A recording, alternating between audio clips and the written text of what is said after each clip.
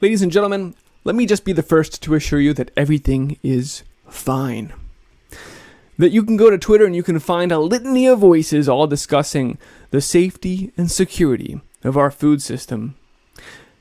And although you might look for any dissenting voices, you won't find them because it is no longer allowed to talk about food running out on Twitter. As of today, they have amended their use policy to get rid of this and other pesky conspiracy theories under the guise that they may be inciting harmful activity or violence from people. Specifically, talking about food shortages could lead to widespread panic or social unrest or large-scale disorder. In other words, their argument is that this is not protected speech because it's the equivalent of yelling fire in a crowded Twitter. But the problem, of course, is that there are tons of other people, including experts and the United Nations and JBS and Smithfield and Tyson, each of whom have shut down the largest meat packers in the United States right now, that are warning about the impending food shortages that will necessarily result when you shut down agriculture. That's what happens. That's what they create there. Without the meat coming out of those factories, it's not going to be on the stores. And as I warned in my last video, when we heard about Tyson moving workers willy-nilly from infected closed plants to the ones that were still open, like Waterloo, and I said, give it a couple days, Waterloo will be shut down too now. Yes, yesterday they closed down Waterloo. That is their largest pork processor in the United States. And that brings the total capacity that's shut down to 15% of the total U.S. pork production. This has significant ramifications beyond our company. It means the loss of a vital outlet for farmers and ranchers and contributes to the disruption of the nation's pork supply, to say the least. And that's just the latest shutdown in these continuing and cascading, the dominoes falling one after another, series of plant closures affecting the meat processing capacity. Indiana shutting down a meat plant by Tyson, and Tyson also shutting down their Washington beef facility. JBS shutting down another factory in Canada. It's just one after another. Every day it looks like this. Follow me on Twitter at Ice Age Farmer, and you'll just see one after another. I get posted. We're also now seeing warnings that the USDA inspectors themselves have been infected with this coronavirus and might be spreading it as they go from plant to do inspections. So it's just a question of who's watching the watchers at this point. Just a disaster on all fronts. And, of course, many more plants are still at risk or have already been slowed down, their capacity greatly diminished. We read here from USA Today, operators may have to choose between workers' health or meat in the stores. And I just want to point out, there was another plant that has already been now shut down for 2 weeks that was scheduled to come back online. But the union is saying, hell no, we're not going in there. We're not going to come to work in those conditions again. You must be out of your mind. So although most of these plants have been closed indefinitely, even those that put a come back to work date on it aren't finding themselves able to start back up. So production is slowed down across the board. We are eating through our reserves. The USDA's report yesterday on cold storage revealed that we are taking a larger month-to-month drawdown in frozen pork stocks and in other proteins as well. And that was before these plants were even shut down. That's before we've even started feeling the real heat that results from these plants shut down. And like I said, experts across the industry are warning we're heading straight into this meat shortage. Prices are getting weird from the LA Times today. This really puts it all out there. This is what I've been saying for weeks, but now this is straight from the LA Times. Currently, 15% of hog slaughtering capacity is offline.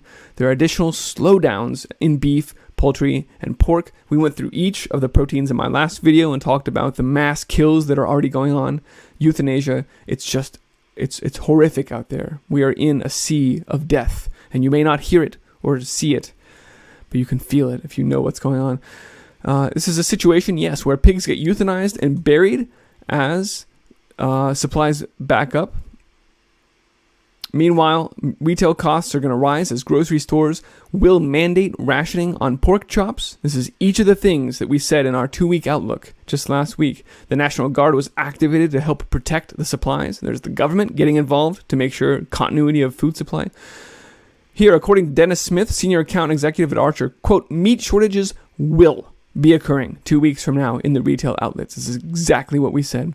There is simply no spot pork available. The big box stores will probably get theirs, but nobody else has any chance. In March, frozen pork inventories, like we just looked, dropped 4% from February. That's the biggest drops in March since 2014. So we're drawing down what we do have frozen. And as he says here, when you talk about cold storage, it's never really that much. It's roughly about a week's worth of production in the freezer. So that's our buffer. Folks, we've shut down the processing. We've got a week of it in the freezer. And that's why 2 weeks from now, it will no longer be in the stores. You will be some cuts that aren't there at all. And on the rest of it, you'll be severely limited to what you can buy. This is why the Secretary of Agriculture today went to Trump and to VP Pence and said, look, we urgently need to help out farmers and ranchers, and we need to figure out how to get rid of all these animals that they're killing off. We need standards for humane euthanasia and disposal of animals. That should make it very clear that this is already an active problem, that there are ranchers across the nation right now who, rather than selling at a loss, because slaughterhouses will charge you if you go over their... It's, we heard from some other interviews why this is going on. But never mind, there's nothing wrong. There's nothing wrong. We're not allowed to talk about food shortages, even though we just heard the Secretary of Agriculture telling us that it's coming, and every other producer out there saying, I'm having to kill my hogs. There's nothing wrong, and I'm not allowed to tell you that the food might run out. Isn't it weird? As we burn through our freezer capacity, that suddenly social networks change their policy and we're not allowed to talk about this anymore? I guess we can still talk about the fact that there's a CO2 shortage, which affects our refrigeration, and as The Guardian pointed out, even affects our ability to keep water running in the municipal water systems. So residents of Washington were warned, you might go to the tap and not get any water. Maybe we'll have to start giving you water rationing as well, because we're not getting our CO2. They've already fallen 33% of normal, and we use that carbon dioxide to get a certain pH in your municipal water. So without it, we can't bring you water. And that means you're only going to be allowed, 20 gallons a day. Make something up. This is what's coming. And it's going to come. I can promise you this now. It's written on the wall because ADM today just announced they're going to shut down their ethanol production as well, which even further exacerbates the CO2 shortage. So all of these things are cascading. They're all mounting. Do we even need to bring up the fact that the NERC, the Nuclear Energy Regulatory Commission, has started within these last few weeks putting out feelers and saying, hey, are electrical companies going to be able to keep the lights on here? In fact, here we see work was continuing at the Plant Vogtle nuclear construction project after one of the site workers was positive for the virus. So they haven't shut down work yet, but this is the same kind of language that we saw just a few short weeks ago with the meat packers. And now there's 15% off the board. So by that logic, it's entirely reasonable to suspect that a week or two from now, we start losing 10 to 15% of our generation capacity off the grid and have rolling brownouts. So limits on your water, limits on your electricity, we can still talk about that because this hasn't manifested yet. But if they start putting... keep an eye out. Keep an eye out. This is still speculative at this point, but it's happening quickly.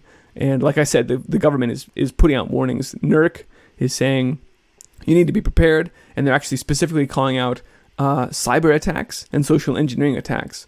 So those, Chinese hackers could call up nuclear power plants and say, yeah, I'm supposed to be working from home, but I forgot my password. Can you reset it for me and get access to the nuclear power plant and shut down the grid?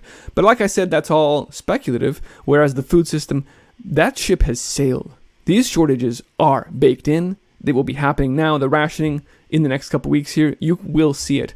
And it's not a coincidence, folks. Bill Gates, Cargill, who's big ag, and even PETA all partnered up years ago and said, we are going to get rid of animal agriculture. That was Memphis Meats. And then Bill Gates went on to fund with multiple millions of dollars also Impossible Foods, whose CEO said, yes, we're coming out. We're ending animal agriculture. These are their stated goals, and we are now watching them execute on them. This is why they were giving millions of dollars to these lab-grown protein companies. Look, the world without slaughter sounds great, but the slaughter is going on now. And the slaughter includes not just the animals at these operations that these ranchers are having to kill off and not get to market, but it includes those of us who depend on these systems to eat. That's the real slaughter they're doing right now. But we're not allowed to talk about that. And he just continues there. Bill Gates, $75 million, Impossible Burger. Look for Impossible Burgers at Burger King coming back once they can't get their beef anymore. But we're not allowed to talk about it. Everything's fine. I'm not inciting panic. In fact, I owe you an apology. You should not listen to me at all. I've been wrong all these years. They have no desire to take over our food supply. You shouldn't be growing your own food. You should not be spreading this word about this. You should never share this video by any means. Are you out of your mind? You're not allowed to talk about it on social media. Ladies and gentlemen, when the censorship is announced like this, I think it adds credibility to the message. And I do ask for you to spread this message. And I do ask for you to go find farmers and ranchers in your local area that need your help now. That's basically all of them. And lend a hand however you can. And make sure that we are building new systems that can feed our communities just as rapidly as they are actively tearing them down right now. It's a full-scale war. Food is the weapon. And this is where we are now. Please find my work directly on iceagefarmer.com, as I do not expect these channels, or my Twitter, for instance, to stick around much longer. Apparently, I'm violating the use policy by telling you what's really happening. Thanks for watching, folks. Let's go build new systems that will feed us into the future.